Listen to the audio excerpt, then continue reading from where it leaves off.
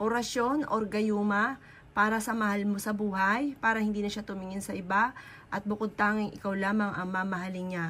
Ito po ay ginagawa lamang ng mag-asawa ha.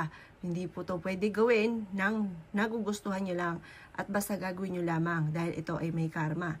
Pero gagawin nyo to para hindi kayo magkahiwalay ng inyong karelasyon, lalo na kung may mga anak po kayo. Gawin nyo po ito ng Tuesday or Friday. Ang paggawa ng ganito ay tuwing umaga lamang. Huwag kayong gagawa sa hapon. Ito po ginagawa po natin ay hindi black magic.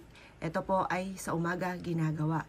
Ito po mga bossing, focus ka lamang, mag-wish ka lamang mula sa puso, ipagdasal nyo ng time team na ang inyong relasyon ay huwag matutokso sa iba, huwag na siyang titingin sa iba at bukod tanging ikaw lang ang mamahalin niya.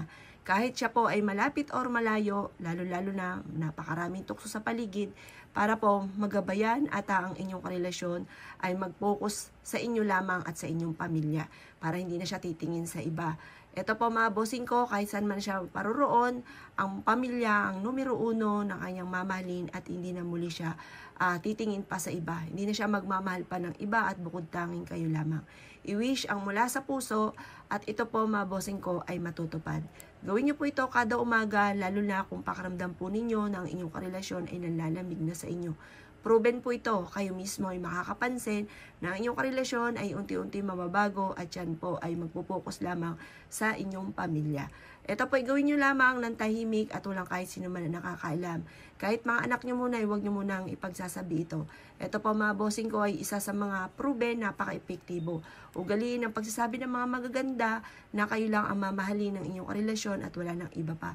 Ang salitain po natin at ganun din ang ating iniisip at ang ating pandama ay makapangyarihan. Salitain lamang, yan po ay nagaganap. Kaya kung naisyo po na maganap, mainam po mga bossing ko na sabihin at ulit-ulitin ang mga magagandang salitain na kayo lang ang mamahalin ng inyong relasyon at wala nang iba pa. Proven po ito mga bossing. Pwede nyo i-share ang ating video na maaari may problema sa kanilang pamilya.